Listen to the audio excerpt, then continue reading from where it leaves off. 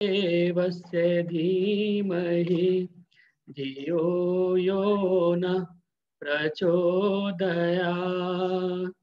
ॐ भूर्भुवः स्वः तत्सवितुर्वरेण्यं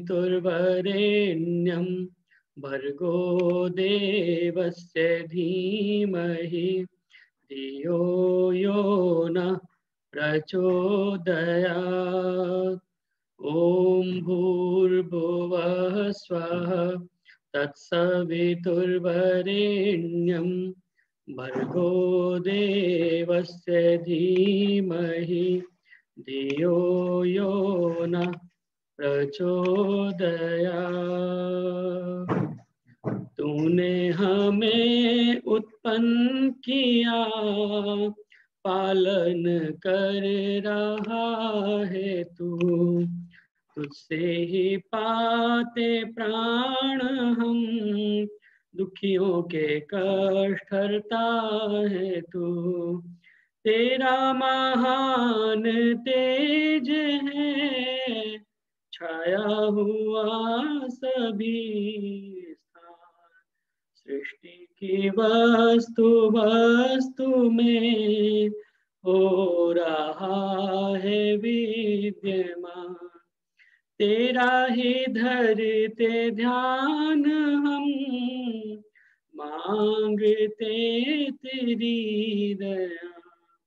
ईश्वर हमारी बुद्धि को श्रेष्ठ मार्ग पर चला। दाता हमारी बुद्धि को श्रेष्ठ मार्ग पर चला। ओम भूर्भुवः स्वः तत्सवितुर्वरेण्यं भर्गो देवस्य धीमहि धियो यो नः प्रचोदयात्। ओम। आप सभी का स्वागत और धन्यवाद ज्वाइन करने के लिए फरीदाबाद के साप्ताहिक सत्संग में, जो प्रत्येक रविवार प्रातः 9:30 बजे से 11 बजे तक होता है और प्रत्येक शुक्रवार को शाम 4 बजे से 5:30 बजे तक होता है।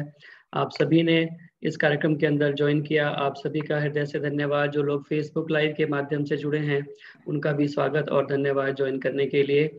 आइए आज के सत्संग को प्रारंभ करें भजनों की श्रृंखला से। और मेरी प्रार्थना है सर्वप्रथम डॉक्टर सोमदेव जी हमारे मध्य में उपस्थित हैं। आप कृपया अपने एक भजन के साथ आज के कार्यक्रम को प्रारंभ करेंगे डॉक्टर सोमदेव जी, और उसके बाद में किरण गांधी जी कृपया तैयार रहेंगे। नमस्ते भैया। नमस्ते सावित्री धारा जी। डॉक्टर सोमदेव जी, आपकी आवाज नहीं आ रही है, आप म्यूट पर हैं डॉक्टर साहब, अनम्यूट कर लीजिए। हाँ ठीक है। सुख दुख का हमारे जीवन के साथ क्या संबंध है, इस भजन में कवि ने ये व्याख्या करने का प्रयास किया है। शब्दों पर ध्यान देना। दुख की धूप कभी सर पर है, कभी तो है सुख की छाया। बदल बदल कर समय सभी पर बारी बारी आया। सुख भी मुझे प्यारे हैं, दुख भी मुझे प्यारे हैं। छोड़ूं मैं किसे भगवन, दोनों ही तुम्हारे हैं। सुख भी मुझे प्यारे हैं, सुख दुख ही दुनिया की गाड़ी को चलाते हैं। सुख दुख ही दुनिया की गाड़ी को चलाते हैं। सुख दुख ही हम सबको इंसान बनाते हैं। सुख दुख ही हम सबको इंसान बनाते हैं। संसार की नदिया के दोनों ही किनारे हैं। छोड़ू मैं किसे भगवन, दोनों ही तुम्हारे हैं। सुख भी मुझे प्यारे हैं, दुख भी मुझे प्यारे हैं। छोड़ूं मैं किसे भगवन, दोनों ही तुम्हारे हैं। दुख चाहे न कोई भी, सब सुख को तरसते हैं। दुख चाहे न कोई भी, सब सुख को तरसते हैं। दुख में सब रोते हैं, सुख में सब हंसते हैं। दुख में सब हंसते हैं, सुख मिले उसके पीछे, दुख ही तो सहारे हैं। छोड़ूं मैं किसे भगवन, दोनों ही तुम्हारे हैं। सुख भी मुझे प्यारे हैं। सुख में तेरा शुक्र करूं, दुख में फरियाद करूं। सुख में तेरा शुक्र करूं, दुख में फरियाद करूं। जिस हाल में रखे मुझे, मैं तुझको याद करूं। मैं तुझको याद करूं। मैंने तो तेरे आगे ये हाथ पसारे हैं। छोड़ूं मैं किसे भगवन, दोनों ही हमारे हैं। सुख भी मुझे प्यारे हैं, दुख भी मुझे प्यारे हैं। छोड़ूं मैं किसे भगवन, दोनों ही तुम्हारे हैं। सुख भी मुझे प्यारे हैं। बहुत बहुत धन्यवाद। धन्यवाद डॉक्टर सोमदेव जी, बहुत सुंदर गीत। सुख भी मुझे प्यारे हैं, दुख भी मुझे प्यारे हैं, छोड़ू मैं किसे भगवान, दोनों ही तुम्हारे हैं। और ये दोनों ही वास्तव में आपने बीच में कहा, दोनों ही हमारे हैं। आपने दिए हैं लेकिन हैं हमारे ही, और हमारे ही कर्मों के अनुसार हमें मिले हैं। इसलिए ऐसा हो नहीं सकता कि हम इनमें से किसी एक को छोड़ पाएं। जो हमारे कर्मों के अनुसार हमें मिला है वो हमें स्वीकार करना ही पड़ेगा। अगर हम उसे खुश होकर स्वीकार करेंगे तो हम ईश्वर के प्रति धन्यवादी रहेंगे, और अगर हम उसे दुखी होकर के कहेंगे तो हम ईश्वर को हमेशा कोसते रहेंगे। लेकिन उससे बात बनेगी नहीं। जैसा भी है हमें वो स्वीकार करना पड़ेगा, क्योंकि हमें ये मानना पड़ेगा कि ये सब हमारे ही कर्मों का फल है सारा। तो बहुत धन्यवाद आपका इतने सुंदर सैद्धांतिक भजन सुनाने के लिए। आइए अब मेरी प्रार्थना है आदरणीय किरण गांधी जी से, वो कृपया अपना भजन सुनाएं। और उसके बाद में आज संस्कृति भी तैयार है भजन सुनाने के लिए, संस्कृति का भी भजन होगा और माता राजलुत्रा जी का भी होगा। तो किरण गांधी जी कृपया तैयार हैं, अपना भजन सुनाएं और उसके बाद में संस्कृति भजन के लिए तैयार हैं।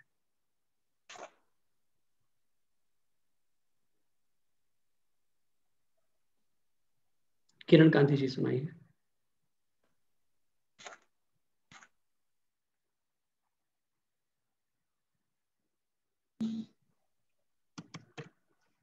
हाँ बोलिए आप। अभी अभी आप म्यूट हो गए हैं, अब अनम्यूट कीजिए एक बार, अनम्यूट कीजिए। हाँ अब ठीक है। अब आ रही है ये आवाज? हाँ जी आवाज आ रही है, वीडियो नहीं आ रहा। आप वीडियो वाले को भी एक बार टच करेंगे तो आपका वीडियो भी नहीं, ये ऑडियो वाला आपने फिर से कर दिया है, इसको नहीं, दूसरा वाला। पहले अनम्यूट कीजिए, आप अभी म्यूट हो गए हैं। मेरी आवाज आ रही है तायल बेटा? हाँ अब ठीक है। हाँ नमस्ते रुक्मणी माता जी। मेरी फोटो तो चली गई है, मैं बहुत देर से परेशान हो रही हूँ। अच्छा। हाँ बहुत शक्लें आ रही हैं, आवाजें सब क्या आ रही हैं, ना मेरा फोटो जा रहा है ना मेरी आवाज जा रही है। हाँ हाँ, हाँ, हाँ। अब नहीं मुश्किल से नहीं। लगा ना, 9 साढ़े 9 बजे की बैठी हूँ अब आवाज गई। हाँ जतिंदर आप जी दोबारा से जुड़े हुए थे। हाँ फोटो ठीक है। नहीं किरण ऑन हो रहा। किरण जी आप सुनाइए अब, ठीक है आपका। जतिंदर जी टाइम हो तो मुझे देना। सबको सादर नमस्ते जी। अभी आपने सुना एक भजन, बहुत सुंदर। सुख भी मुझे प्यारे हैं, दुख भी मुझे प्यारे हैं, हर हाल में हमें ईश्वर का शुक्रिया करना चाहिए। इसी पर एक भजन सुना रही हूँ। मुझे तुमने दाता बहुत कुछ दिया है, तेरा शुक्रिया है, तेरा शुक्रिया है। मुझे तुमने दाता बहुत कुछ दिया है, तेरा शुक्रिया है, तेरा शुक्रिया है। न मिलती अगर दी हुई दात तेरी, तो क्या थी जमाने में औकात मेरी। तुम्ही ने तो जीने के काबिल किया है, तेरा शुक्रिया है, तेरा शुक्रिया है। मुझे तुमने दाता बहुत कुछ दिया है। मुझे है सहारा तेरी बंदगी का, है जिस पर गुजारा मेरी जिंदगी का। मिला मुझको जो कुछ तुम्ही से मिला है, तेरा शुक्रिया है, तेरा शुक्र, तेरा शुक्रिया है, तेरा शुक्रिया है। किया कुछ न मैंने, शर्मसार हूँ मैं, तेरी रहमतों का तलबदार हूँ मैं। दिया कुछ नहीं बस लिया ही लिया है, तेरा शुक्रिया है, तेरा शुक्रिया है। मुझे तुमने दाता बहुत कुछ दिया है। किया कुछ न मैंने, शर्मसार हूँ मैं, तेरी रहमतों का तलबदार हूँ मैं। दिया कुछ नहीं बस लिया ही लिया है, तेरा शुक्रिया है, तेरा शुक्रिया है। मुझे तुमने दाता बहुत कुछ दिया है। मिला मुझको जो कुछ बदौलत तुम्हारी, मेरा कुछ नहीं है ये दौलत, मेरा कुछ नहीं, सब है दौलत तुम्हारी। उससे क्या कमी जो हो गया है, तेरा शुक्रिया है, तेरा शुक्रिया है। मुझे तुमने दाता बहुत कुछ दिया है। मेरा ही नहीं तो सभी का है दाता, तू ही सबको देता, तू ही है खिलाता। तेरा ही दिया मैंने खाया पिया है, तेरा शुक्रिया है, तेरा शुक्रिया है। मुझे तुमने दाता बहुत कुछ दिया है, तेरा शुक्रिया है, तेरा शुक्रिया है, मुझे तुमने दाता बहुत कुछ दिया है। बहुत बहुत धन्यवाद। बहुत बहुत धन्यवाद किरण गांधी जी, बहुत सुंदर गीत।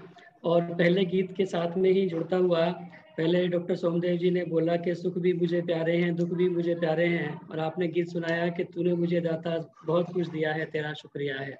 तो जो कुछ हमें परमात्मा ने दिया है उसको हम ये ना कहें कि तुमने हमें क्यों दिया, ये क्यों नहीं दिया, बल्कि जो मिला है उसके लिए हम शुक्रिया करें कि परमात्मा तूने मुझे बहुत कुछ दिया है। मेरी चाही करण की जो है तुमरी चाह, मेरी चाही करण की जो है तुमरी चाह, तो अपनी चाही करो ये है मेरी चाह। तेरी चाही में प्रभु है मेरा कल्याण, मेरी चाही मत करो मैं मूर्ख नादान। मेरी चाही हो वही जो है तुमरी चाह, तेरी अनचाही कभी ना हो मेरी चाह। उस परमपिता परमात्मा ने जो कुछ भी दिया है वो हमारे कर्मों के अनुसार दिया है। हम केवल उसका शुक्रिया करें कि हे प्रभु तूने हमें बहुत कुछ दिया है।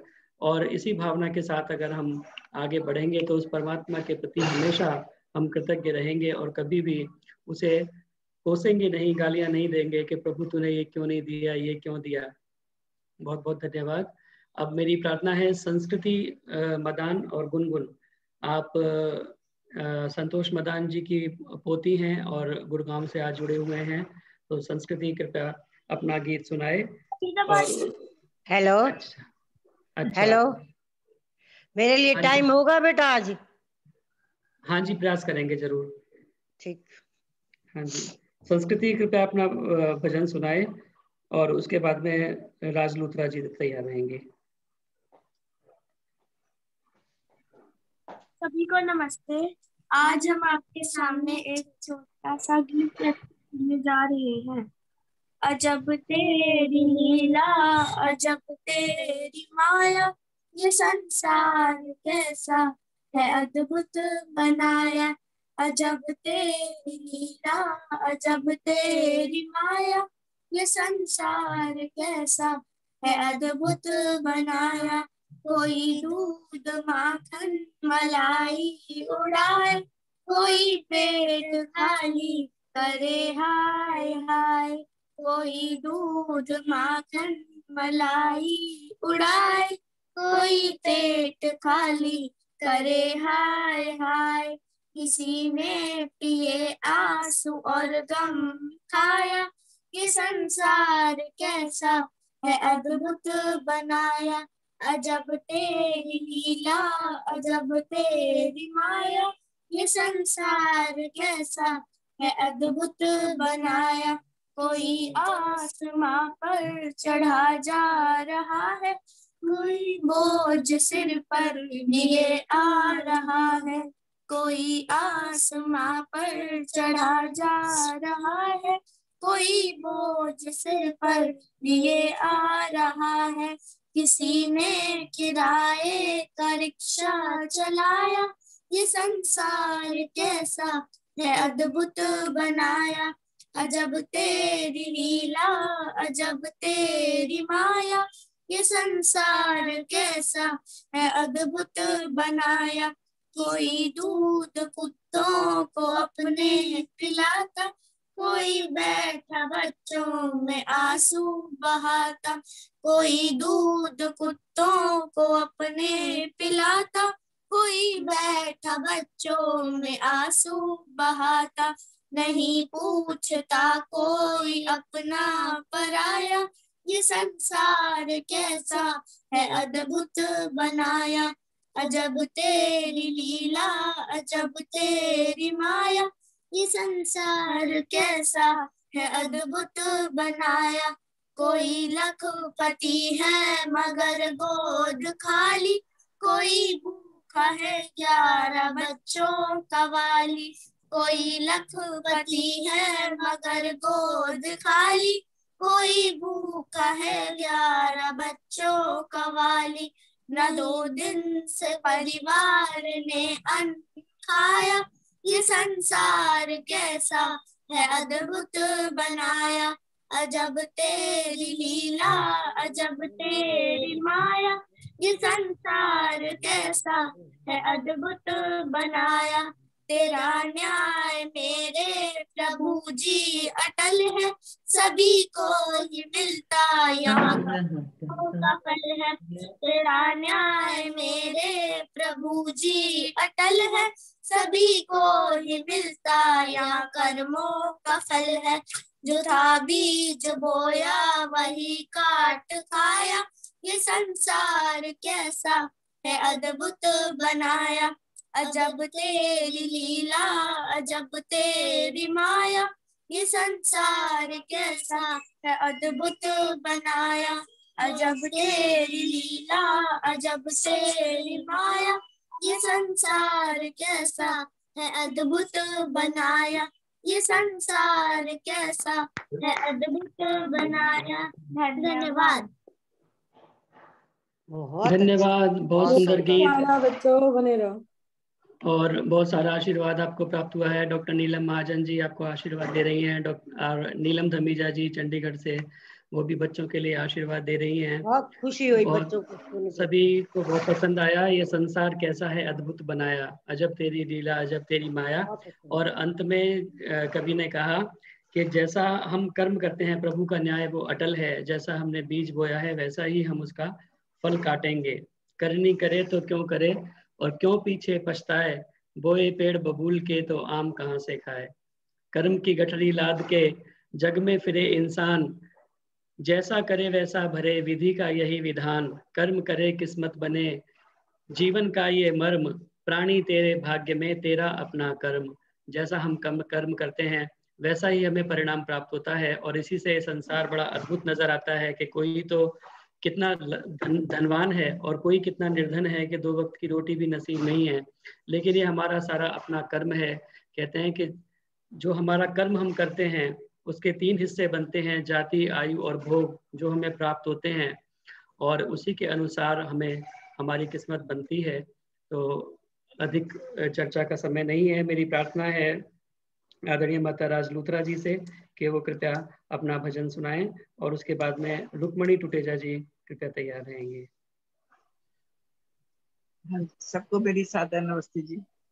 एक प्रभु प्रार्थना गीत आपको सुना रही हूँ, पुराना गीत है, आपको अच्छा लगेगा सब। हे ज्ञान रूप भगवन हमको भी ज्ञान दे दो, करुणा के 4 छींटे करुणा निधान दे दो। हे ज्ञान रूप हमको भी ज्ञान दे दो, सुलझा सके हम अपने जीवन की उलझनों को, सुलझा सके हम अपने जीवन की उलझनों को, जीवन की उलझनों को प्रज्ञारितम बरा बुद्धि का दान दे दो, करुणा के 4 छींटे करुणा निधान दे दो। हे ज्ञान रूप भगवान हमको भी ज्ञान दे दो, अपनी मदद हमेशा खुद आप कर सके हम, अपनी मदद हमेशा खुद आप कर सके हम, खुद आप कर सके हम। इन बाजुओं में शक्ति हे शक्तिमान दे दो, करुणा के 4 छींटे करुणा निधान दे दो। हे ज्ञान रूप भगवान हमको भी ज्ञान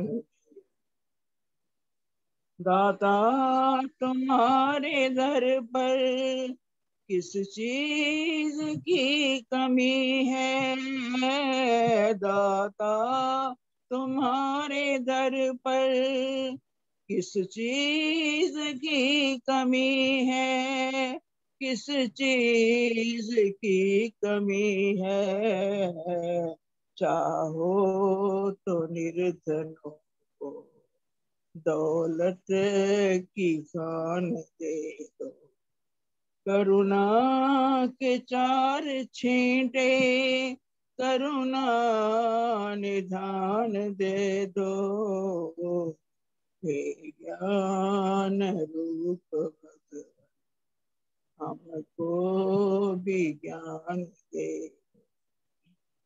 डर है प्रभु तुम्हारा रास्ता न भूल जाए, डर है प्रभु तुम्हारा रास्ता न भूल जाए, रास्ता न भूल जाए, भक्तों की मंडली हमको भी स्थान दे, करुणा के चार छींटे करुणा निदान दे दो, हे ज्ञान रूप भगवान हमको भी ज्ञान दे दो, करुणा के चार छींटे करुणा निधान दे दो,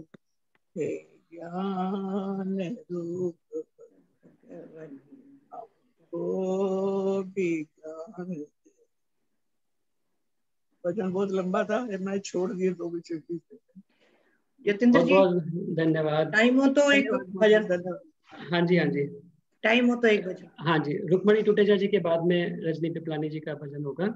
माता रुक्मणी टुटेजा जी कृपया अपना भजन सुनाएं। बहुत सुंदर गीत आदरणीय माता राजदूतरा जी ने भी सुनाया है। ज्ञानवान भगवान हमको भी ज्ञान दे दो, करुणा के चार छींटे करुणा निधान दे दो। बहुत ही मधुर भजन है और कभी एकांत में इसे गाया जाए और बहुत भाव अच्छा के साथ में तो बहुत अच्छा लगता है। सुधांशु जी महाराज की एकांत में गाएं तो बहुत बढ़िया लगता है। हाँ, सुधांशु जी महाराज की आवाज में मैंने ये उनके कैसेट में कई बार सुनता हूँ उसे, तो बहुत आनंद आता है। तो आइए, इस बीच में हमारे मध्य में आदरणीय राम सिंह वर्मा जी भरतपुर से जुड़े हैं, बहुत ही उच्च कोटि के और बहुत ही डाउन टू अर्थ जिसे कहते हैं वैदिक विद्वान है। सुखवर्षा सरदाना जी देहरादून से जुड़ी हैं, सुरेंद्र हांडा जी पुणे से जुड़े हैं। आप सभी का ज्वाइन करने के लिए स्वागत, धन्यवाद। माता रुक्मणी टुटेजा जी कृपया अपना भजन सुनाएं। मेरी आवाज आ रही है बेटे? हाँ, आवाज आ रही है। आपका जो वीडियो है वो आपके चेहरे को नहीं दिखा रहा, कुछ और दिखा रहा है। ऑन हो नहीं रहा, कोई गड़बड़ हो गई है। नहीं, ऑन है, ऑन है। आप इसे बस अपनी तरफ कर लो जो आपका वो आए इसमें मुंह। ऑन है अभी फोटो नहीं आ रही मेरी। कोई बात नहीं, आप ऐसे सुना दीजिए। ऐसे ही सुन लो, मैं क्या कर रहा हूँ, या तो मुझे करना नहीं आता, बता दो क्या करूँ। कोई बात नहीं, नहीं तो गड़बड़ हो जाएगी, कुछ और बटन दबा देंगे। हाँ, आप ऐसे ही सुना देती हूँ, कोई बात नहीं। हाँ। तू तो डूबा हुआ तर जाएगा, बंदे ओम ओम ओम ओम गाए जा। तू तो डूबा हुआ तर जाएगा, बंदे ओम ओम ओम ओम गाए जा, बंदे ओम ओम ओम ओम गाए जा। बंदे मत कर किसी की बुराई, कौन देगा ये झूठी गवाही। बंदे मत कर किसी की बुराई, कौन देगा ये झूठी गवाही। प्रभु पूछे तो क्या बतलाएगा, बंदे ओम ओम ओम ओम गाए जा। प्रभु पूछे तो क्या बतलाएगा, और बंदे ओम ओम ओम ओम गाए जा, बंदे ओम ओम ओम ओम गाए जा। पशु मरकर भी काम आए, तेरा नामो निशान मिट जाए, पशु मरकर भी काम आए, तेरा नामो निशान मिट जाए, फिर अंत समय पछताएगा, बंदे ओम ओम ओम ओम गाए जा, बंदे ओम ओम ओम ओम गाए जा। प्रभु नाम की महिमा है भारी, इसे समझते हैं सब नर नारी, प्रभु नाम की महिमा है भारी, इसे समझते हैं सब नर नारी, जो मांगे वही सब पाएगा, बंदे ओम ओम ओम ओम गाए जा, जो मांगे वही सब पाएगा, बंदे ओम ओम ओम ओम गाए जा, बंदे ओम ओम ओम ओम गाए जा। प्रभु नाम की ऊंची दीवारें, भाई बंधु हैं झूठे सहारे, प्रभु नाम की ऊंची दीवारें, भाई बंधु हैं झूठे सहारे, संगी साथी कोई ना साथ जाएगा, बंदे ओम ओम ओम ओम गाए जा, संगी साथी कोई ना साथ जाएगा, बंदे ओम ओम ओम ओम गाए जा, बंदे ओम ओम ओम ओम गाए जा। ओम नाम का भर ले खजाना, अपने जीवन को सफल बनाना, ओम नाम का भर ले खजाना, अपने जीवन को सफल बनाना, यही अंत समय काम आएगा, यही अंत समय काम आएगा, बंदे ओम ओम ओम ओम गाए जा, बंदे ओम ओम ओम ओम गाए जा, बंदे ओम ओम ओम ओम गाए जा। तू तो डूबा हुआ तर जाएगा, तू तो डूबा हुआ तर जाएगा, बंदे ओम ओम ओम ओम गाए जा, बंदे ओम ओम ओम गाए जा। धन्यवाद बेटा टाइम देने का। धन्यवाद माता रुक्मणी टुटेजा जी। बीच में आपका बहुत सुंदर। एब्सेंट भी लगी है एक दो कार्यक्रमों में, तो आपका गीत काफी समय से नहीं हो पाया था। बहुत बहुत धन्यवाद। अब मेरी प्रार्थना है आदरणीय रजनी पिपलानी जी से कि वो कृपया अपना गीत सुनाएं और उसके बाद में रविंद्र गुप्ता जी तैयार रहेंगे। सभी आर्य भाई बहनों को सादर नमस्ते। एक गीत प्रस्तुत कर रही हूँ। पास रहता हूँ तेरे सदा मैं, अरे पास रहता हूँ तेरे सदा मैं, अरे तू नहीं देख पाए तो मैं क्या करूं। पास रहता हूँ तेरे सदा मैं, अरे तू नहीं देख पाए तो मैं क्या करूं।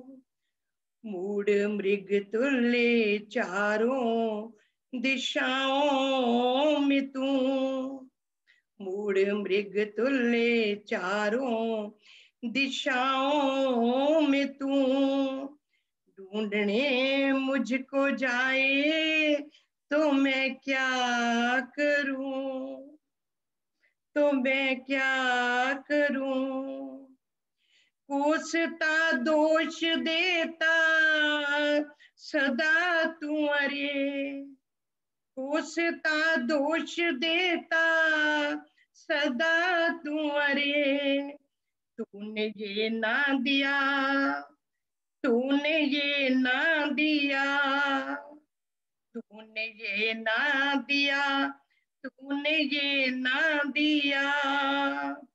सबसे श्रेष्ठ मनुज तन तुझे दे दिया, सबसे श्रेष्ठ मनुज तन तुझे दे दिया। सब्र तुझको नाए तो मैं क्या करूं। सब्र तुझको नाए तो मैं क्या करूं। पास रहता हूँ तेरे सदा मैं, अरे तू नहीं देख पाए तो मैं क्या करूं।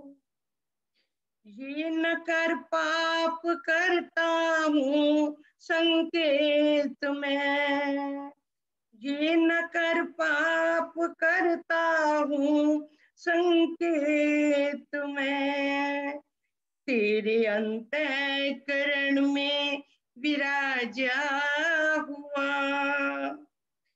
तेरे अंतःकरण में विराजा हुआ।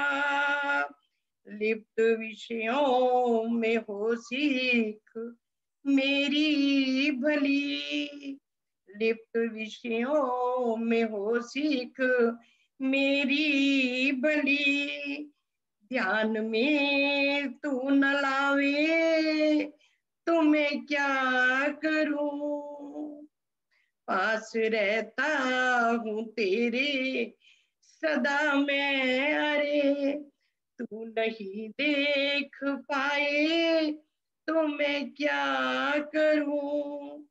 मूड मृग तुल्य चारों दिशाओं में तू, ढूंढने मुझको जाए तो मैं क्या करूं। जांचे अच्छी बुरी वस्तु की कर सके, जांचे अच्छी बुरी वस्तु की कर सके, इसलिए बुद्धि मैंने दी थी तुझे, इसलिए बुद्धि मैंने दी थी तुझे। किंतु मंदभागी अमृत छोड़कर, किंतु मंदभागी अमृत छोड़कर, घोर विषपान खाए तो मैं क्या करूं। घोर विषपान खाए तो मैं क्या करूं। पास रहता हूँ तेरे सदा मैं, अरे तू नहीं देख पाए तो मैं क्या करूं। अति सुंदर सरस भव्य दृश्यों भरा, विश्व सुंदर प्रकाशार्य मैंने रचा, विश्व सुंदर प्रकाशार्य मैंने रचा। अपनी करतूतों से शुद्ध वातावरण, अपनी करतूतों से शुद्ध वातावरण, नर्क तू ही बनाए तो मैं क्या करूं, नर्क तू ही बनाए तो मैं क्या करूं, समझ तुझको न आए तो मैं क्या करूं, रोग तन में लगाए तो मैं क्या करूं। बहुत बहुत धन्यवाद माता रजनी पिपलानी जी, बहुत सुंदर गीत आपने कवि रत्न प्रकाश जी का सुनाया।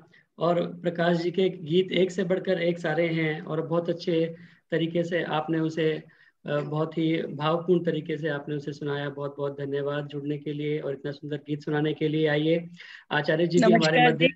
उपस्थित हो चुके हैं। संतोष धर जी, स्वागत है आपका नमस्कार। ज्वाइन करने के लिए। आचार्य जी भी उपस्थित हो चुके हैं। केवल एक गीत छोटा सा रविंद्र गुप्ता जी कृपया सुनाएं, उसके बाद हम आचार्य जी का प्रवचन का लाभ लेंगे। इस बीच में आदरणीय हरिश्चंद्र बजाज जी भी हमारे मध्य उपस्थित हैं, उनका भी स्वागत। संतोष धर जी, शारदा जी मॉडल टाउन दिल्ली से, आप सभी का जुड़ने के लिए बहुत बहुत स्वागत। आदरणीय रविंद्र गुप्ता जी। सबको मेरा नमन। आइए एक पथिक जी का छोटा सा गीत प्रस्तुत है। सबका रखवाला दिल में बसा ले, सबका रखवाला दिल में बसा ले, वो महान शक्तिमान बड़ा प्यारा अपना बना ले, जब जब तुझ पे संकट आया, जब जब तुझ पे संकट आया, डर के मारे तू घबराया, परिजन सारे दूर खड़े, परिजन सारे दूर खड़े और कोई न डोर संभाले, सबका रखवाला दिल में बसा ले, जीवन धारा बहती जाए, जीवन धारा बहती जाए, रुकना इसको रास न आए, सागर पाकर चैन मिले, सागर पाकर चैन मिले पर अपना आप मिटा ले, सबका रखवाला दिल में बसा ले, जिसने खोजा उसने पाया, जिसने खोजा उसने पाया, बिन खोजे कुछ हाथ न आया, पट अज्ञान का दूर हटा, पट अज्ञान का दूर हटा कर प्रभु के दर्शन पाले, सबका रखवाला दिल में बसा ले, उबड़ खाबड़ टेढ़ी राहें, उबड़ खाबड़ टेढ़ी राहें, पग दुर्बल कम जोर निगाहें, पथिक जरा सा ध्यान लगा, पथिक जरा सा ध्यान लगा और मंजिल अपनी बुला ले, सबका रखवाला दिल में बसा ले। बहुत बहुत धन्यवाद जी समय देने के लिए। बहुत बहुत धन्यवाद आदरणीय रविंद्र गुप्ता जी, बहुत सुंदर गीत आपने सुनाया। और सपरिवार इस कार्यक्रम में आप ज्वाइन करते हैं। भाई अंकुश जी आपके बेटे हैं, सिंगापुर से उन्होंने ज्वाइन किया है। भाई अनुराग गुप्ता जी उपस्थित हैं। सभी का स्वागत और धन्यवाद जुड़ने के लिए इस कार्यक्रम से। आइए मैं क्षमा प्रार्थी होते हुए आप सभी से जिनका आज नंबर भजन का नहीं आ पाया, सुरेश जी बैठे हुए हैं यहाँ पर द्वारिका से, कृष्णा भाटिया जी का मैं प्रयास कर रहा था लेकिन आज बाई चांस रह ही गया, और केडी अरोड़ा जी भी कई बार कह चुके हैं, उनका पक्का शुक्रवार को नंबर जरूर आएगा जिनका आज रह गया है। सुखवर्षा सरदाना जी, प्रेम क्वात्रा जी पलवल से, आप सभी से क्षमा प्रार्थी होते हुए आप सभी का मैं पुनः स्वागत और अभिनंदन धन्यवाद करता हूँ इस कार्यक्रम में जुड़ने के लिए फरीदाबाद के साप्ताहिक सत्संग में। और ये सामान्य निर्देश आप सभी को अब मालूम है, काफी समय हमें हो गया ऑनलाइन सत्संग करते हुए, और ये कार्यक्रम फेसबुक पर भी लाइव चल रहा है इस समय। वहां जाकर के आप इसको लाइक करें, कमेंट करें, शेयर करें ताकि अधिक से अधिक लोगों तक इसकी रीच पहुंच सके। जो लोग नए इस कार्यक्रम से जुड़ते हैं कृपया अपना परिचय मोबाइल नंबर सहित आप चैट बॉक्स में लिख दिया करें ताकि हम आपको अपने ग्रुप से जोड़ करके इस कार्यक्रम की रिकॉर्डिंग और आगामी कार्यक्रमों की सूचनाएं पहुंचा सकें। यह दान देने के लिए पेटीएम नंबर है जिस पर आप पेटीएम, यूपीआई, फोन पे के माध्यम से दान दे सकते हैं। इस बीच में देहरादून से आदरणीय सुखवर्षा सरदाना जी ने 1100 रुपए दान के भिजवाए हैं, उनका हृदय से धन्यवाद। अब मैं स्वागत और धन्यवाद करना चाहता हूं आदरणीय आचार्य नरेंद्र मैत्रेय जी का, जो हमारे मध्य में उपस्थित हो चुके हैं और बहुत ही सुंदर श्रृंखला गीतों, बहुत ही सुंदर श्रृंखला उनका विचार प्रवाह जो चल रहा है, सुखी जीवन के स्वर्णिम सूत्र, इस विषय पर वो अपना बहुत ही ज्ञानवर्धक व्याख्यान उनका श्रृंखलाबद्ध तरीके से चल रहा है। और महर्षि स्वामी दयानंद सरस्वती जी ने जो सत्यार्थ प्रकाश के तृतीय समुल्लास में पहला ही श्लोक वहां पर उद्धृत किया है, उसको लेकर के बहुत सुंदर चर्चा आचार्य जी कर रहे हैं। मेरी उनसे प्रार्थना है कि कृपया अपने विचार श्रृंखला को आप आगे बढ़ाएं और हम सभी को लाभान्वित करें। आदरणीय आचार्य नरेंद्र मैत्रेय जी।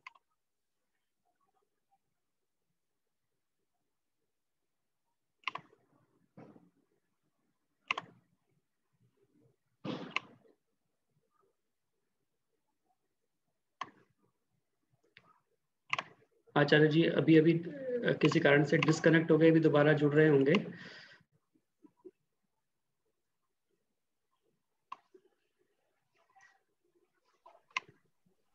आज भजन का कार्यक्रम खत्म कर दिए जल्दी? नहीं जल्दी नहीं जी, लेट खत्म किया है आज, 10:15 पे हो जाता है, अभी 10:22 हो गए। अच्छा। जी आचार्य जी। हाँ मैं तो पता नहीं कनेक्टिंग से मैं बाहर हो गया था। चलिए कोई बात नहीं। आइए सभी करबद्ध होकर, आवाज आ रही है ना? ठीक से आ रही है जी, आवाज आ रही है जी। एक सेकंड रुकिएगा। हाँ जी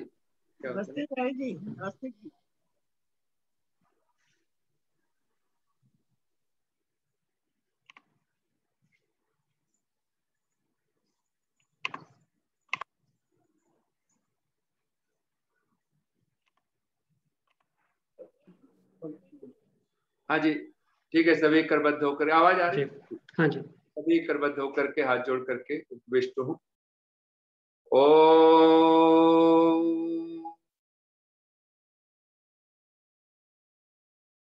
मधुमन्मे निक्रमणम् मधुमन्मे परायणम् वाचा वदामि मधुमत् भूयासं मधुसन्दृशः। ॐ नमः संभवाय च मयो भवाय च नमः शंकराय च मयस्कराय च नमः शिवाय च शिवतराय च। ओम शांति शांति शांति।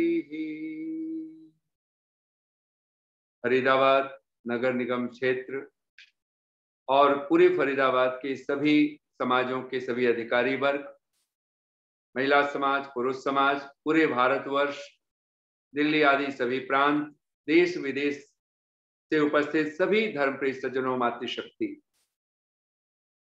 हम सब जिस श्रद्धा और भक्ति के माध्यम से भगवान की वेद वाणी को माध्यम बनाकर के, महर्षि देव दयानंद के पावन वचन को माध्यम बना करके हम लोग ये पावन वैदिक सत्संग का श्रवण कर रहे हैं, ये निसंदेह हम सब के जीवन को और जिस सब्जेक्ट को लेकर के सुख के जीवन के स्वर्णिम सूत्र और ये सुखमय जीवन और ये सुख और दुख, हम लोग कल भी चर्चा कर रहे थे कि सुख और दुख ये जो संसार में हम लोग बार बार अनुभव करते हैं और ये बाहर दिखता है, बाहर कुछ है नहीं, ये सारा जो कुछ अनुभूति का क्षण है, ढंग है, वो हमारे आंतरिक है। हम मन के माध्यम से सुख की अनुभूति करते हैं, मन के माध्यम से दुख की अनुभूति करते हैं। और ये मन, हम जो शब्द बोलते हैं, मूलतः हमारी आत्म चेतना से वो प्रभावित होता है। हमारी आत्मा जब मन को स्वीकार कर लेती है और मन के आधार पर जीवन को जीना प्रारंभ कर देते हैं, जिसको वेदों की भाषा में कहें, भगवान की भाषा में कहें, तो हम लोग जो बार बार प्रार्थना करते हैं भगवान से, तन्मे मनः शिव संकल्पमस्तु, मेरा मन सदा शिव संकल्पों से युक्त हो। और ये वेद में ही ऐसे शब्द आपको मिलेंगे कि जहां मन को किसी तरह की मन की भर्त्सना नहीं की गई है, मन को किसी तरह का कोई अपमानजनक शब्द मन के लिए नहीं बोला गया है। कौन होगा जो मन के लिए, कोई मन इतना अद्भुत साधन, ऐसी जिसको जविष्ठम कह के पुकारा, जिसको भगवान ने कहा हृत प्रतिष्ठम है, जो हमारे ही हृदय में उपस्थित है और हृदय में कोई और नहीं, हम भी तो वही हैं। और जिसने हमें जीवन दिया है, जिसने हमें ये सब कुछ दिया है, ये सारा पसारा जिसका है, वह जगदीश्वर भी तो हमारे हृदय में ही हृत प्रतिष्ठम है। जिस मन को हृदय में प्रतिष्ठित कहा गया हो, उस मन के लिए अब शब्द कोई कहे, हम भर्त्सना करें, उसकी निंदा करें, इससे बढ़कर के दुर्भाग्य क्या हो सकता है। लेकिन फिर भी हम जगत में सुनते हैं कि ये मन को महाठगनी, न जाने क्या क्या शब्द कह करके पुकारा जाता है।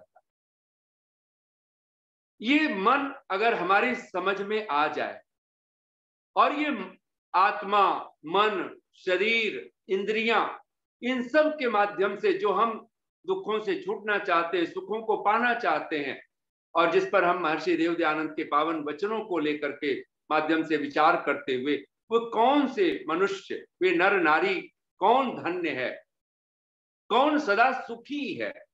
धन्य का अर्थ है जो सदा ही सुखी है।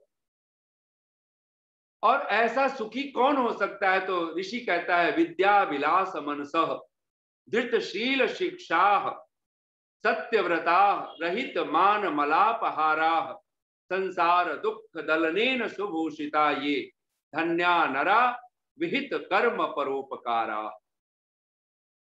जिनका मन निरंतर विद्या के विलास में तत्पर है, जो शील और शिक्षा को धारण किए हुए हैं, जो सत्यव्रती हैं, जो मान और अविद्या आदि राग द्वेष मल आदि से सदा रहित हैं, संसार दुख दलनेन सुभूषिता ये, जो निरंतर स्वयं का, अपनों का, अपना, परायों का, सबका, संसार भर का जो दुख दूर करने में सतत प्रयत्नशील है, कहते धन्या नरा विहित कर्म परोपकारा। जो ऋषि यहाँ पर सबसे महत्वपूर्ण बात है, हम विद्या विलास में हमारा मन है कि नहीं है, ये हमें खुद ये चेतना जगानी होगी। हम खुद सोच सकते हैं हम विद्या में हैं कि हम अविद्या में जी रहे हैं। हम धृतशील शिक्षा वाले हैं कि नहीं है, ये भी हम खुद इसकी परीक्षा कर सकते हैं। हम सत्यव्रती हैं कि असत्यव्रती हैं, ये हम खुद जान सकते हैं। इसका कोई दूसरा निर्णय नहीं ले पाएगा। मान और मल से रहित हैं, इसको भी अगर ठीक से जाने तो हम ही इसकी चेतना को जगा पाएंगे, हम ही इसका खुद निर्णय ले पाएंगे। लेकिन जो मूलतः ये सारी चेतना हमारी जगी हुई हो, विद्या विलास मनसा हो, धृतशील शिक्षा से युक्त हो, सत्यव्रती हो, मान मल से रहित हो, सचमुच में संसार के दुखों को दूर करने के लिए परोपकारमय बन गए हो, इसका एक ही अर्थ होगा विहित कर्म परोपकार। ये जो वेद विहित कर्म है, जो भगवान की आज्ञा है, उसको हम करने वाले बन जाए तो निसंदेह हम धन्या नराह, वे मनुष्य इस धरती पर धन्य हैं, कृतार्थ हैं, वो कृतकृत्य हैं। कृतार्थ का कृत्य का अर्थ क्या होता है? जो करना था वो हमने कर लिया। प्राप्तम प्रापणीयम क्षिणा छेतव्या क्लेशा, मैंने जो क्षीण करने योग्य क्लेश थे मैंने वो क्षीण कर दिए। प्राप्तम प्रापणीयम, जो पाना था वो मैंने पा लिया है, जो करना था वो मैंने कर लिया है, जो जानना था उसे मैंने जान लिया है। इस प्रत्यभिज्ञा में जीना ये निसंदेह परमात्मा की कृपा के बिना हो कैसे सकता है। तब हम लोग चर्चा कर रहे थे और ऋषि के शब्द हैं, ईश्वरस्य आज्ञायाम वर्तमाना मनुष्या। आप सब अपने मन में एक बार दोहराइए, ईश्वरस्य आज्ञायाम वर्तमाना मनुष्याः शरीर आत्म सुखम नित्यम प्राप्नुवन्ति। साधारण सा ऋषि का ये वाक्य, संस्कृत के शब्द, हिंदी जैसे शब्द। ईश्वरस्य आज्ञायाम वर्तमाना मनुष्याः, ईश्वर की आज्ञा में वर्तमान मनुष्य, शरीर आत्म सुखम, शरीर का और आत्मा का सुख, नित्यम प्राप्नुवन्ति, नित्य ही प्राप्त करते। कौन परमात्मा के सुख को नित्य प्राप्त करता है? इस स्वर्णिम सूत्र, इस ऋषि का यह वाक्य अद्भुत स्वर्णाक्षरों में लिखने योग्य है। कौन? जो शरीर के भी तल पर अभ्युदय भी और निःश्रेयस भी, यह लोक का भी और परलोक के भी दोनों ही सुखों को साधने का अगर कोई ढंग बन सकता है तो वो कौन कर सकता है? तो ऋषि कहता है, ईश्वरस्य आज्ञायाम वर्तमाना मनुष्या, जो ईश्वर की आज्ञा में निरंतर वर्तमान है, सतत प्रयत्नशील है। ईश्वर की आज्ञा को छोड़ करके जो कुछ करते नहीं है, कहते नित्यम प्राप्नुवन्ति, नित्य ही प्राप्त करते। क्या प्राप्त करते हैं? शरीर आत्म सुखम, वो शरीर का भी सुख, मन का भी सुख, वो आत्मा का भी सुख, सारे सुखों को अगर कोई पाने वाला है तो वही है जो ईश्वर की आज्ञा में वर्तमान। तब हम लोगों ने एक बार हम विचार कर लें कि ईश्वर की आज्ञा क्या है, और मोटी मोटी आज्ञाएं, बहुत बड़ी बड़ी बातों में हम ना उलझें। हम ये करते, हम योगाभ्यास करते हैं कि नहीं करते हैं, हम 4 घंटे 5 घंटे हम क्या करते हैं, किस तरह से जीवनचर्या जीते हैं, ये बहुत बड़ी बड़ी बातों की बात नहीं है। लाखों करोड़ों का हम दान करते हैं कि नहीं करते हैं, इससे बात नहीं बनती। मैंने कल भी एक जगह जब हम सत्संग कर रहे थे तो वहां पर एक बात, बहुत सीधी सी बात है, मस्तिष्क में बिठा लीजिए। हम लोग कहते हैं जब साधन हो तो हम दान करेंगे ना। हम दरिद्र हैं, हम दीनहीन हैं, तो क्यों है? क्योंकि हमने देना ही नहीं सीखा है। और हमने कभी ख्याल किया है, हम जब हमारे पास बहुत थोड़ा होता है, हमारे पास 2 ही रोटी हो और कोई आ जाए तो हम सहज ही 1 रोटी बांटने के लिए राजी हैं। लेकिन जब हमारे पास अन्न का अंबार लगा हुआ हो तब हमें 10 बार सोचना पड़ता है। कोई कह दे कि आप दें तो हम दें कि ना दें। अगर हमारे पास 100 रुपया है तो हम 10 रुपया कोई कहे हमें दान कर दीजिए, हम सहज दान कर देंगे, शायद एक पल भी नहीं सोचेंगे। लेकिन अगर वही हमारे पास 10,000 हो, लाख हो, तो हमें 5 मिनट 10 मिनट नहीं, शायद पूरा दिन बीत जाए कि हम सोचे कि हम दें कि ना दें, कितना दें, कितना निकालें, कैसे निकालें। तुलसी कर पर कर करो, करतर कर न करो, जादिन करतर कर करो, तादिन मरण करो। कहते हैं मृत्यु क्या है, जीवन क्या है? देता हुआ, दाता बनता हुआ अगर व्यक्तित्व है तो वो जीवित है।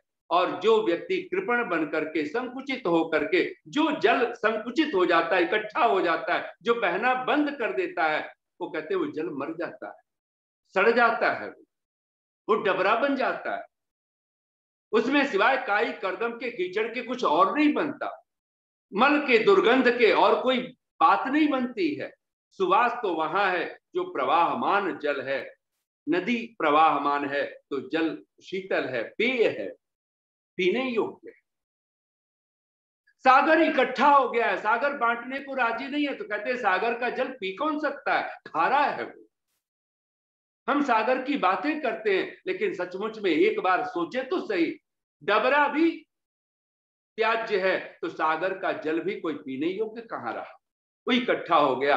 वो तो सूरज का भला हो कि सूरज उसको सोख लेता है, सूरज उसको आसमान पे ले लेता है, फिर वही सागर को फिर बरसाता है, नदियां फिर पहुंचती। लेकिन एक बात हमारे मानस में बैठे, भगवान की आज्ञा क्या है? वो कौन से लोग हैं कि जो भगवान की आज्ञा में तत्पर होते हैं? तो सत्सु एव संदृश्यते, महर्षि चाणक्य कहते हैं जो सज्जन पुरुष है वे भगवान की आज्ञा से कभी विरत नहीं है। जो साधु पुरुष हैं, जो सत्यव्रता हैं, जो रहित मान मलापहार, महर्षि देव दयानंद के शब्दों में कहें तो जो धृतशील शिक्षा है, वे सुख को प्राप्त कर सकते हैं और परमात्मा की आज्ञाओं का वो कभी उल्लंघन नहीं करते। और उसकी आज्ञाएं क्या है, इस पर हम लोगों ने पिछली बार भी चर्चा की। 5 जो पंच महायज्ञ हम लोग कहते हैं, ये भगवान की मोटी मोटी शिक्षा है, मोटी मोटी आज्ञा है। ये 5 को जो न त्यागता हो वो परमात्मा में ही होता है। और वो अभी और यही हियर एंड नाउ अभी हम अनुभव कर सकते हैं। शरीर का सुख भी हमें कोई छीन नहीं सकता। और हम लोग इस पर भी चर्चा कर चुके हैं कि ये पुरुषार्थिनो मनुष्या, ऋषि के ही शब्द हैं, ये पुरुषार्थिनो मनुष्या, जो पुरुषार्थी मनुष्य हैं। और कैसे लोग? कहते हैं संधि बेलायाम, जो संधि बेला में शयन आलस्य आदिकम विहाय, जो निद्रा और आलस्य को त्याग करके ईश्वरस्य ध्यानम कुर्वन्ति ते पुष्कलाम श्रियम प्राप्नुवन्ति, वे पुष्कल श्री को प्राप्त करते। श्री नाम धन का तो है ही, श्री नाम सौभाग्य का है, श्री नाम विद्या का है, श्री नाम शरीर के सुख का तो है ही, आत्म सुख का है। और ऋषि दयानंद का हिंदी में अर्थ करते हैं जो हर एक मोटे से मोटे समझ वाले को भी समझ में आ जाए। वो कहते हैं वो बहुत धन को प्राप्त करते हैं, सब प्रकार का धन, वो धन्य हो उठता है। धन्य का अर्थ ही होता है जिसको सब धन मिल गए, चाहे शरीर का स्तर पे हो कि आत्मा के तल पर हो, सब धन जिसको मिल गया।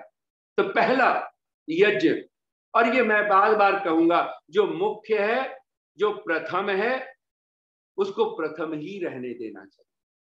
कल भी हम लोग एक चर्चा करते हुए बोल रहे थे, पीछे भी हम लोगों ने चर्चा की है, हमारे दुख का जो मूल कारण है, जो अनुभूतिगत रूप से अगर हम सबको अनुभव कर सकते हैं, और वो कारण है हमें प्रायोरिटी देनी नहीं आती।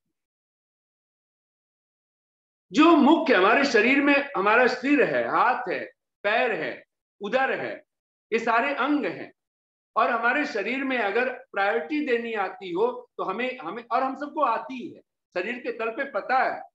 अगर सिर पे चोट लगे, हाथ पे चोट लगे, और दोनों में से एक पर लगना हो, हम हाथ को नहीं, हम सिर को बचाएंगे, क्योंकि ये बचेगा तो हाथ बचना।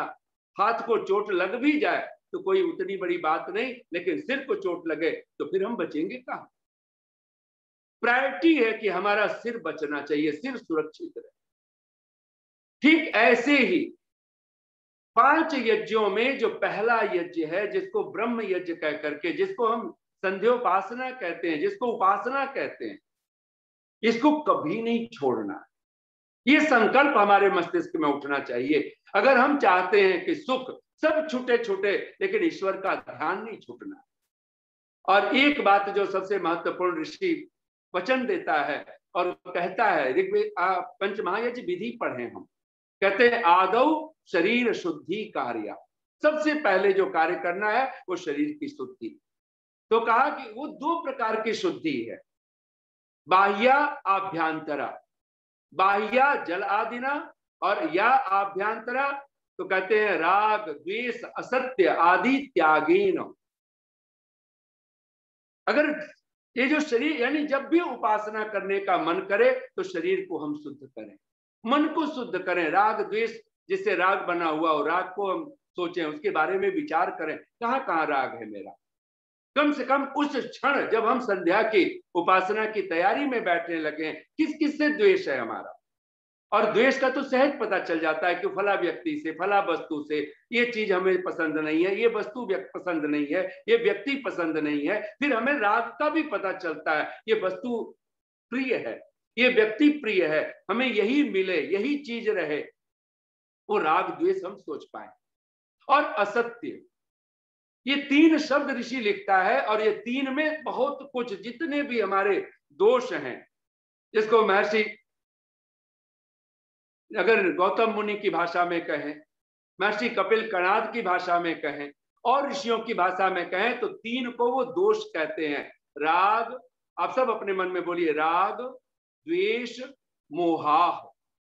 ये राग द्वेष और मोह ये त्रिदोष हैं। जैसे शरीर में जब वात पित्त कफ प्रकुपित होता है, विषम अवस्था में होता है, तब शरीर के रोग होते हैं। और कहते हैं जब राग द्वेष और मोह ये जब प्रकोपित होते हैं, तब हमारे मन के रोग आदि पैदा हो जाते हैं। और कहते हैं कि जब ये पुत्र ऐषणा, वित्त ऐषणा, लोक ऐषणा, ये तीन जब प्रकोपित होते हैं, तो मानो हम उपाधि ग्रस्त हो जाते हैं। और ये इसीलिए तो समाधि के भी तीन ही सूत्र हैं, धारणा, ध्यान, समाधि। और निसंदेह ये समाधि तक पहुंचना, ये जो आधि व्याधि उपाधि इन सब से जो रहित हो गया हो, सब तरह की ऐषणाएं विदा हो गई, तब हमें समझ में आना चाहिए। संध्या की तैयारी सज्जा करें। जब संध्या में आप बैठने लगे, आप अपने पास जल पात्र जरूर रखें, संभव हो तो। नहीं है, कभी ट्रेन में है, कहीं कुछ है, और उस समय हाथ मुंह स्वच्छ कर लें। संध्या के समय में खाना पीना त्याज्य है। अस्वस्थ भी हो तो कम से कम किसी तरह से अपना ऐसा व्यवस्था करें कि पानी लेकर के हमारे घर के, हमारे जो सगे संबंधी हैं, वो कहीं न कहीं टॉवल से, तौलिया से हमारा मुख हाथ सब प्रक्षालित करवा दें, हाथ पैर वैसे धो दे, तौलिए से पोंछ दे। शरीर की शुद्धि ये पहला मस्तिष्क में, हमारे मस्तिष्क में रहे, फिर हम बैठ जाएं, जैसे आसानी से बैठ सकते हैं। और ब्रह्मयज्ञ, ये जो वैदिक संध्या है, जिसको ऋषि ने हमें नितांत आवश्यक कह करके पुकारा है। और यहां तक ऋषि का शब्द है, आप सब एक बार मन में दोहराइए, नहीं ईश्वरस्य उपासनेन बिना कश्चिन मनुष्य सर्व दुखांतम गच्छति। नहीं ईश्वरस्य उपासनेन बिना, ईश्वर की उपासना के बिना, कश्चिन मनुष्य, कोई भी मनुष्य, सर्व दुखांतम नहीं गच्छति, सर्व दुख को के अंत को कभी प्राप्त नहीं हो सकता। यहां तक क्या, यह सर्वान सुख निश्चयान निवासान प्रशस्तान सत्य निश्चयान करोति, जो सबको सुख में निवासित करता है, सबको सुख प्रदान करने वाला है, प्रशस्तान प्रशस्त करने वाला है, सुख। और यहां तक का सत्य निश्चयान करोति, जो सत्य में दृढ़ता प्रदान करने वाला है। कहते तस् एव आज्ञा सर्वैः पालनीया इति, उसी ईश्वर की आज्ञा को सभी को पालन करने योग्य है। एक बार हमारे मस्तिष्क में ये बात बैठ जाए, अगर सुख में प्रतिष्ठा देने वाला कोई है तो परमात्मा है।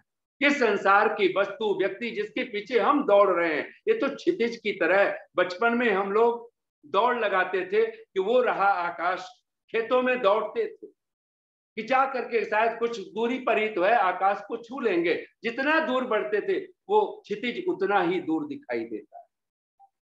हम बचपन में सोचते थे इतना धन हमारे पास हो जाए तो शायद हम सुखी हो जाएंगे, फिर बड़े हुए, फिर इतना धन हो जाए तो सुखी हो जाएंगे। क्या वो क्षितिज वैसा ही नहीं? पहले 10,000 की कामना थी, 10 लाख की हो गई, 10 करोड़ की हो जाए, 10 अरब की हो जाए, वो ये कामनाएं कभी पूर्ण नहीं हुई। इसलिए ऋषि कहता है ईश्वरस्य उपासनेन बिना नहीं ईश्वरस्य उपासनेर बिना, ईश्वर की उपासना के बिना, ईश्वर की निकटता के बिना, ईश्वर के ध्यान के बिना सर्व दुखांतम नहीं गच्छति, सर्व दुख के अंत को कोई उपलब्ध नहीं हो सकता है, कोई भी मनुष्य।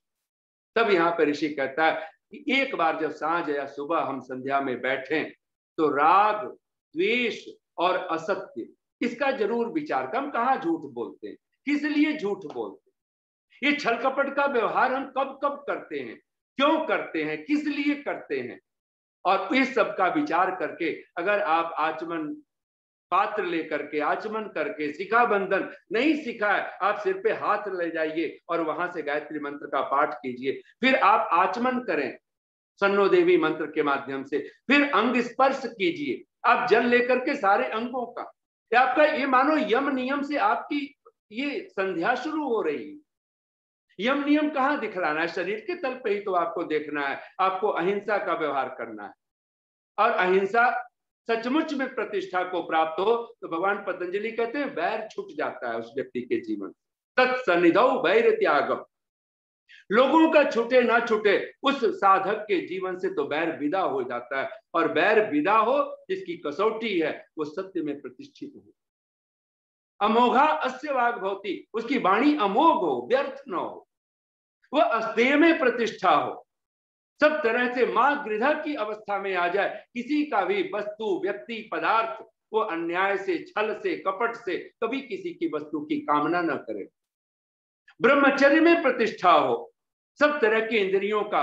और कहते हैं ना, जिसने निंदा और निद्रा ये दोनों पर विजय पा ली है, निंदा पर और निद्रा पर निसंदेह उनका ब्रह्मचर्य प्रतिष्ठित होता है।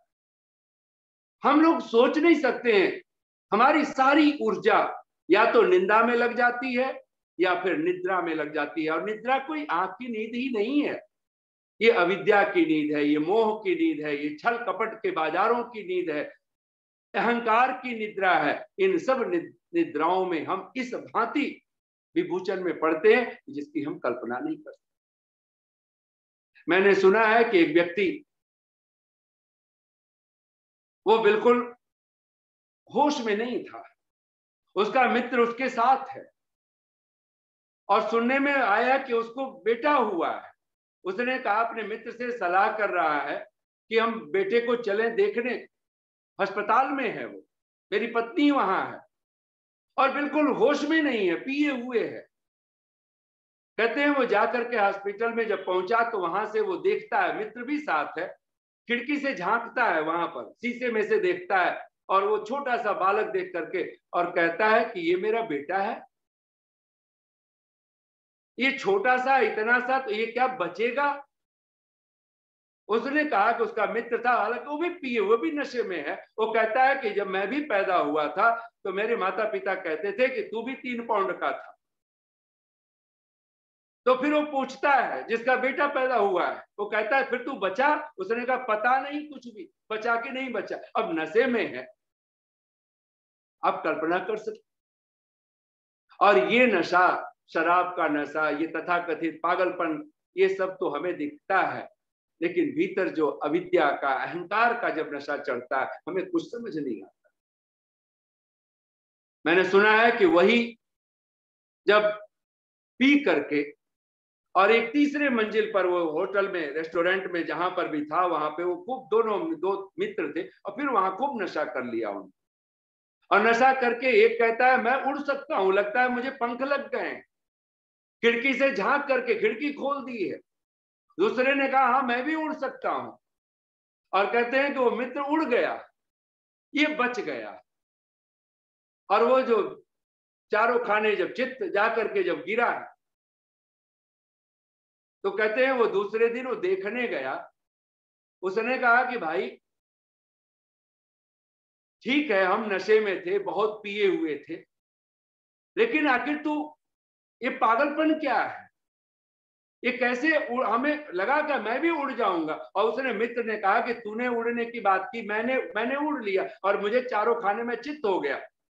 और तू कैसा मित्र है, तूने मुझे बचाया नहीं। उसने कहा भाई बचाना तो मैं भी चाहता था, लेकिन बचाऊं क्या, मुझे भी पंख लग गए थे, मुझे भी लगता था उड़ जाऊंगा, लेकिन जब मैंने उड़ान भरने की सोची तभी मेरे पाजामे का जो नाड़ा था वो खुल गया और मैं बच गया। मैं पजामे का नाड़ा संभालूंगा कि उड़ान भरूंगा। कहते हैं वहां से एक साधु गुजरता था, उसने कहा भाई पाजामे के नाड़े खुलने से तू नहीं बच गया, क्योंकि जिसे उड़ने का होश हो सकता है कि वो और बिना पंख के उड़ान भरने की सोच सकता है, वो नंगा होने की कभी उसका होश रहेगा कि मैं नंगा हो जाऊंगा।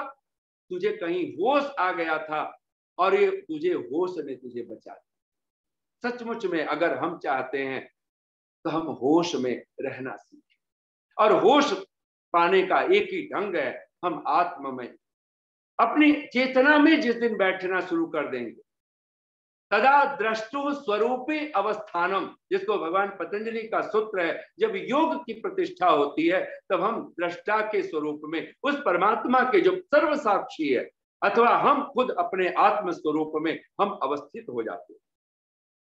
और वह दृष्टापन कहते हैं ना, गोस्वामी तुलसीदास जी के बहुत प्यारे शब्द हैं, मम दर्शन कर फल परम अनुपा। क्या प्यारे शब्दों में, साधारण शब्दों में गोस्वामी तुलसीदास जी ने भगवान के दर्शन का ढंग क्या कह दिया। कहते हैं भगवान मिल जाता है तो होता क्या है, कहते हैं मम दर्शन कर फल परम अनुपा, जीव पाव निज सहज स्वरूपा। भगवान का दर्शन करने का, भगवान को पाने का जो मूल कसौटी है वो है जीव पाव निज सहज स्वरूपा। हम अपने निज स्वरूप को पाए। हम कौन हैं? इस शरीर तो हम नहीं हो सकते।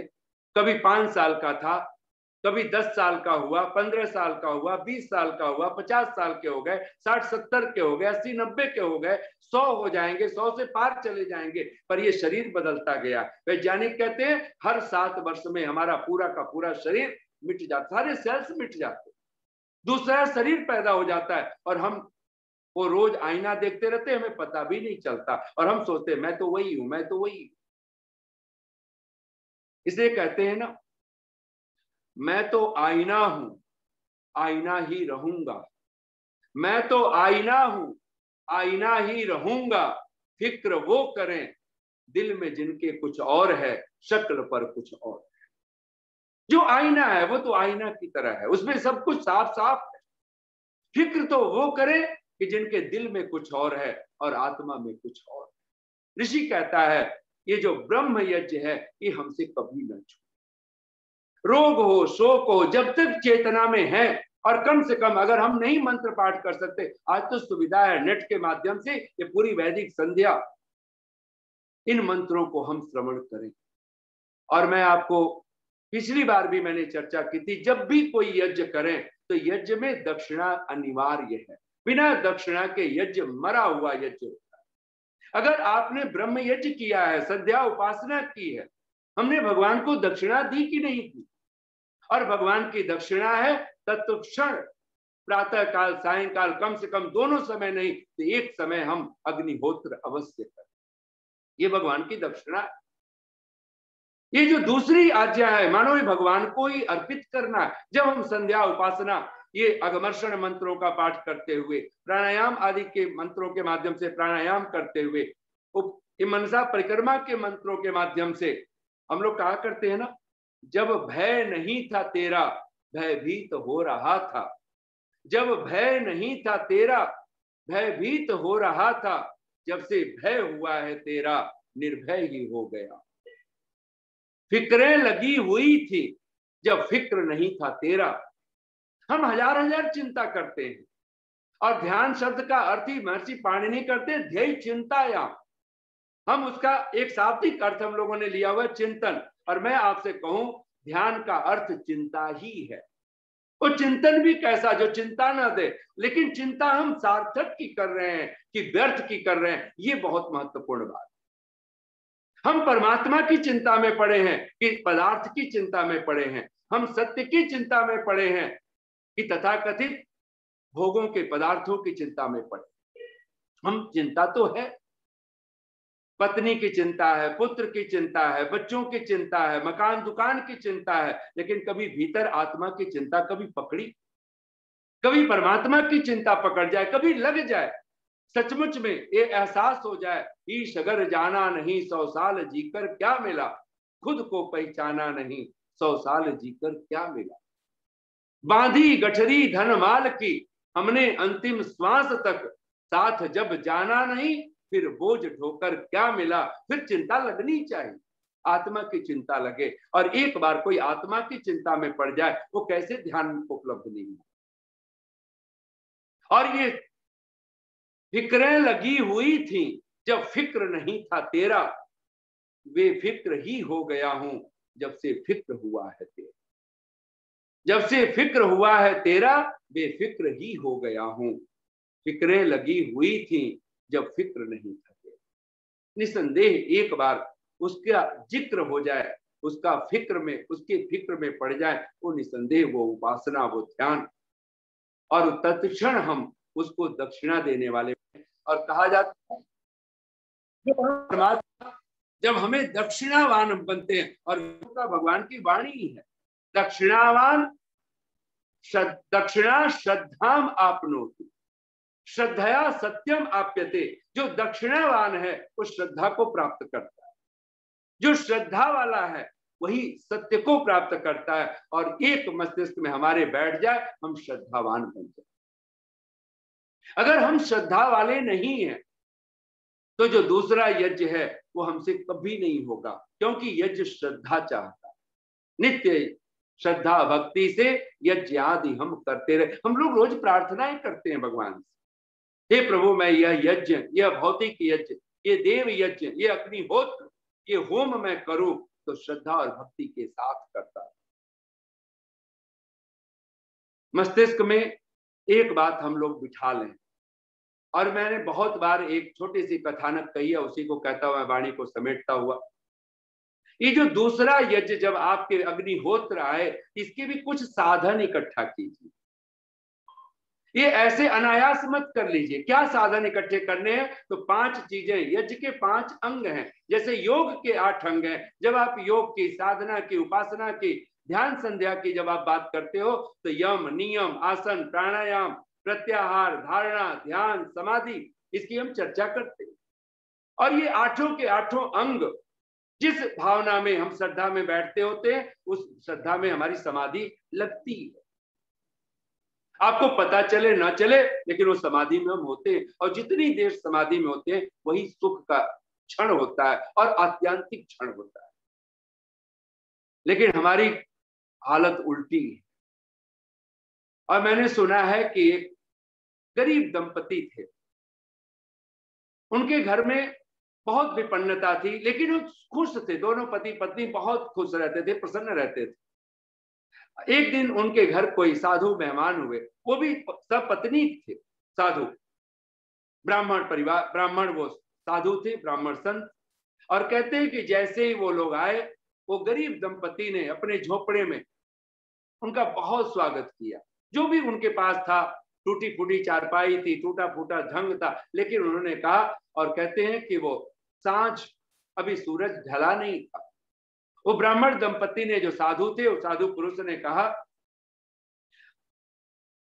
तुम बहुत दीनहीन मालूम पड़ते हो, तुम्हारी दीनता मिट सकती है। तुम थोड़े से यज्ञ के साधन जुटाओ, हम लोग यज्ञ करेंगे, क्योंकि हमने नियम बना रखा है, जहां यज्ञ करते हैं वहीं पर हम कुछ ले सकते हैं, वहीं हम कुछ अन्न आदि ग्रहण कर सकते हैं, अन्यथा हम वहां निवास भी नहीं कर सकते। आचार्य चाणक्य ने कहा है ना, न विप्रपादो दक कर्दमानी, न वेद शास्त्र ध्वनि गर्जितानी, स्वाहा स्वधाकार विवर्जितानी, श्मशान तुल्यानि गृहाणि तानि। आचार्य चाणक्य कहते हैं कि जिन घरों में विप्रों के, ब्राह्मणों के चरण न धुलाए जाते, चरण पानी पखार करके धोए न जाते, न वेद शास्त्र ध्वनि गर्जितानी, जिन घरों में वेद शास्त्रों की ध्वनि गर्जना नहीं होती है, स्वाहा स्वधाकार विवर्जितानी, और जहां यज्ञ याग और अपने पितरों को तृप्त करने की स्वधा के माध्यम से तृप्त न किया जाता हो, कहते हैं श्मशान तुल्यानि गृहाणि तानि। वो घर घर नहीं है, वो श्मशान है, वो मरघट है। इससे कठोर और शब्द क्या हो सकता है? निसंदेह अग्निहोत्र अगर हमारे घर में है, हम अपने घर को जीवंत कर लेते।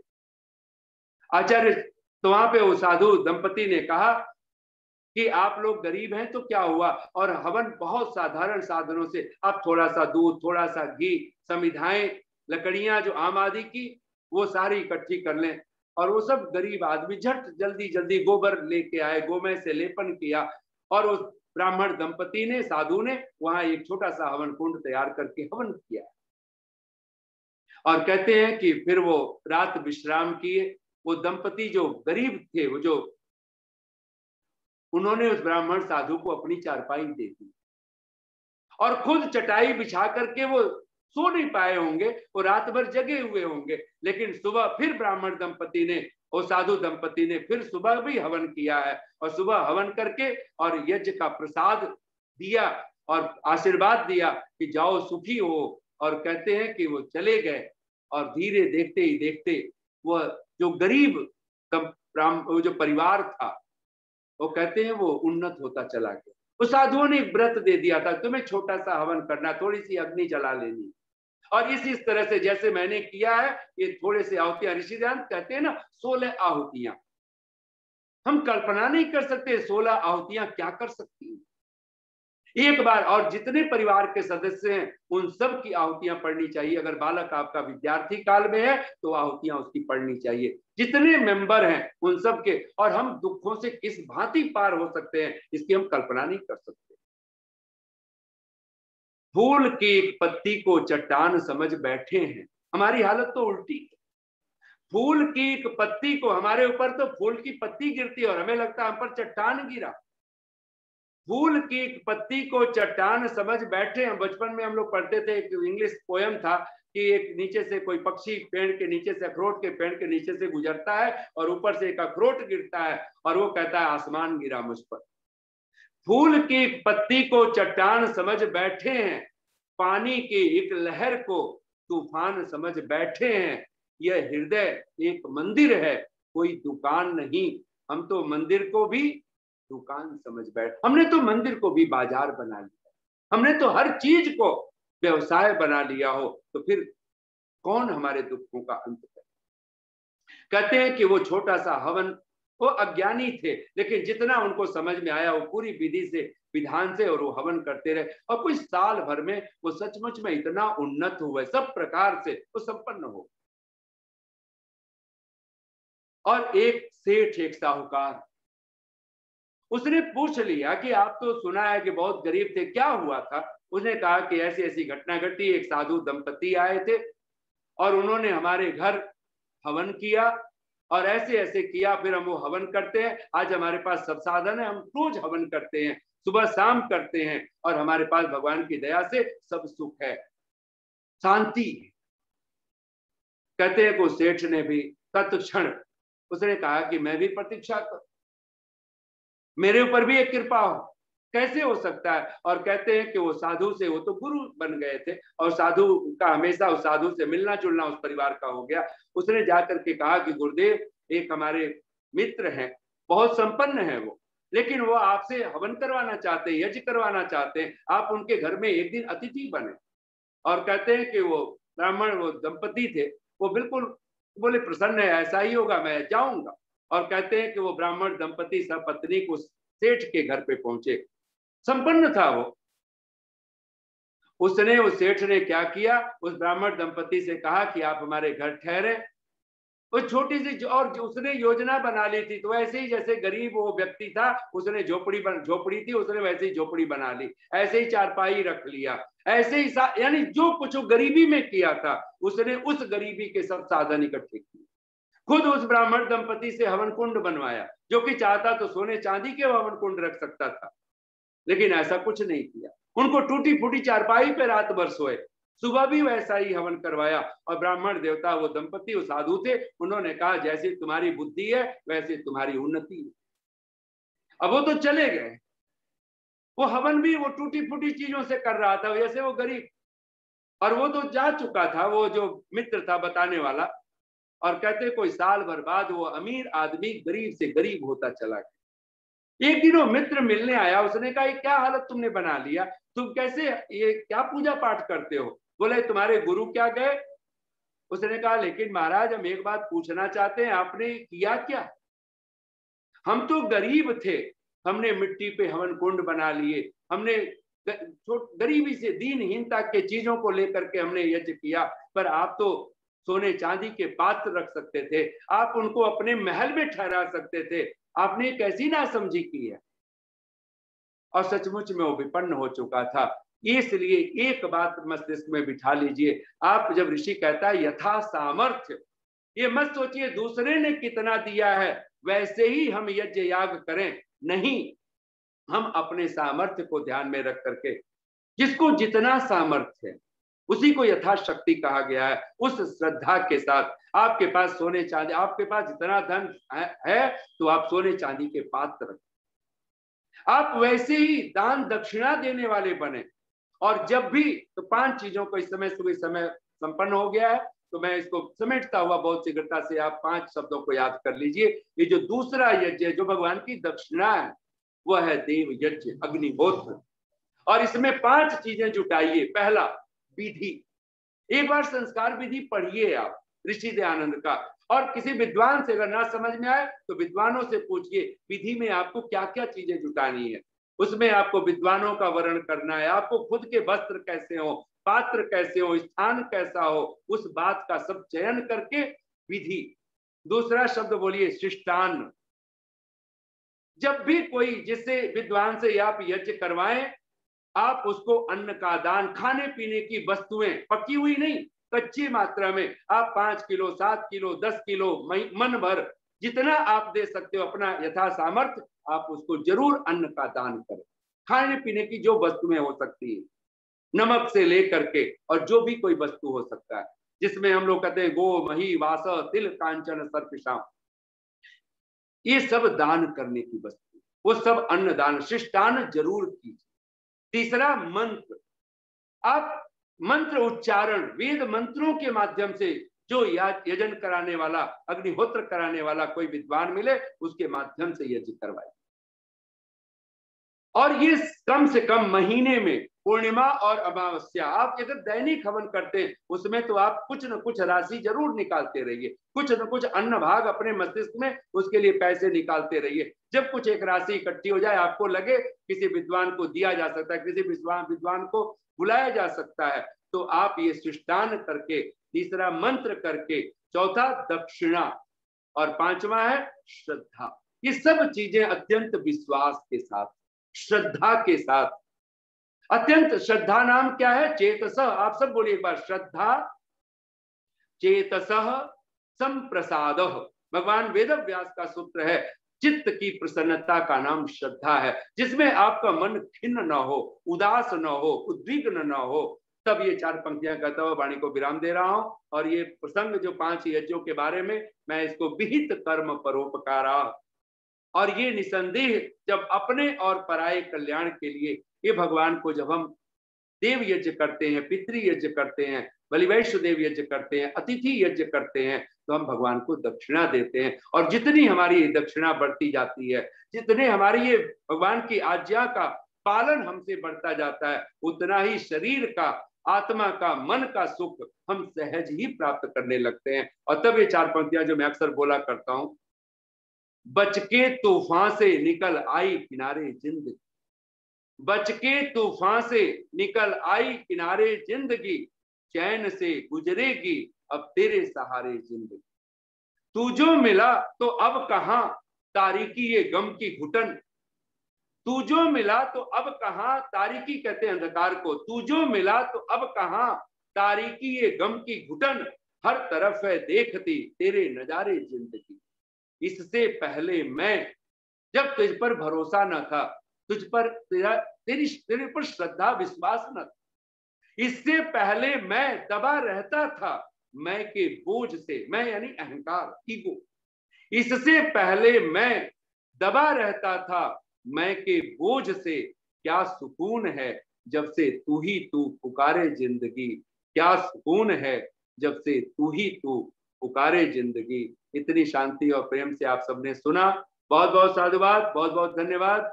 ओम शम। बहुत बहुत धन्यवाद आचार्य जी, बहुत सुंदर चर्चा नमस्ते। आपके द्वारा श्रृंखलाबद्ध तरीके से की जा रही है और विहित कर्म परोपकारा के माध्यम से आपने आज कुछ प्रकाश डाला उसके ऊपर, जो हमें जो विहित कर्म है हमारे और उसमें हम किस प्रकार से करें, क्या उसकी विधि हो। यज्ञ करने अगर बैठे तो उसमें क्या क्या आवश्यक 5 वस्तुएं हैं, उनकी चर्चा आपने की। और प्रथम को हमेशा प्रथम ही हम रखें।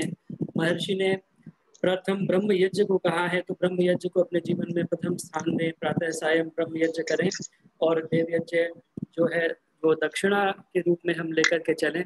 बहुत सुंदर चर्चा आचार्य जी ने की और इसी प्रकार से बहुत ही अच्छे तरीके से चर्चा विगत कई सप्ताह से हमारे मध्य में चल रही है।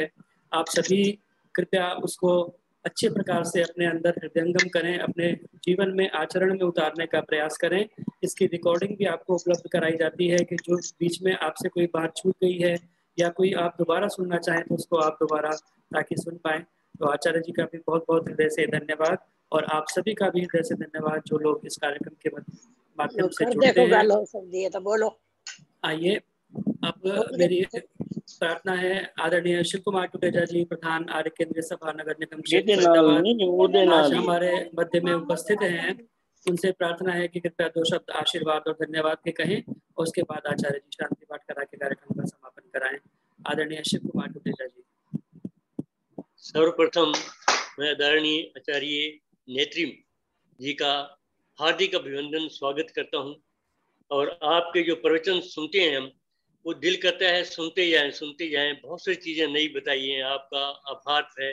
जितना आभार प्रकट करूं उतना थोड़ा है और आशा करता हूं इसी तरह से हमें मार्गदर्शन देते रहेंगे और हम अपना अंदर जो यश अपने अंदर जो है ना चिंतन करेंगे ताकि हम अपना जीवन सुधार सकें।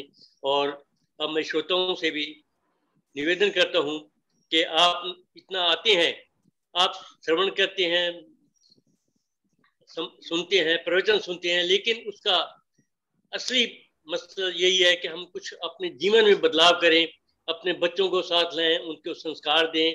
तो ये बहुत बड़ी चीज़ है और इससे वे प्रचार बढ़ता रहे। और ये संयोजक हैं और अपने प्रवक्ता हैं, उनका भी हौसला बढ़ता रहेगा।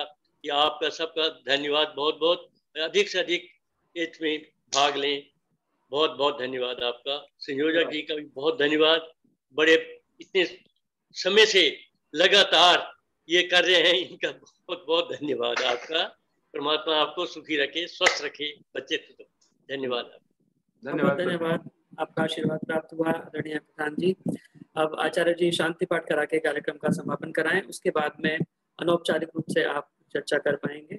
आचार्य जी सभी करबद्ध होकर के बैठे।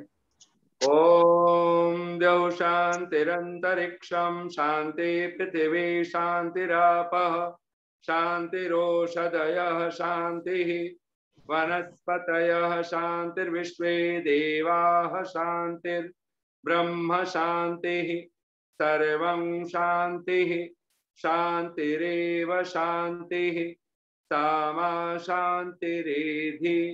ओम शांति शांति शांति। सच्चिदानंद स्वरूप भगवान की जय हो। सनातन वैदिक धर्म की जय हो। मर्यादा पुरुषोत्तम भगवान श्री राम की जय हो। योगेश्वर भगवान श्री कृष्ण की जय हो।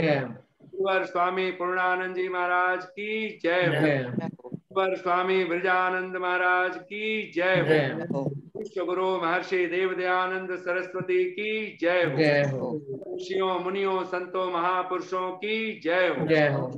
धर्म पर बलिदान होने वाले वीर वीरांगनाओं की जय हो। हमारा उद्घोष इंद्रम वर्धन्तो अप्सुरः किण्वन्तो विश्वमार्यम् अपक्षतो अरामणः प्रणवध्वनिः।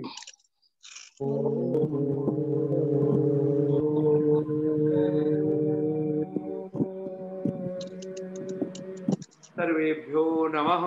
सभी को सादर नमन। सबको बहुत बहुत साधुवाद। नमस्ते।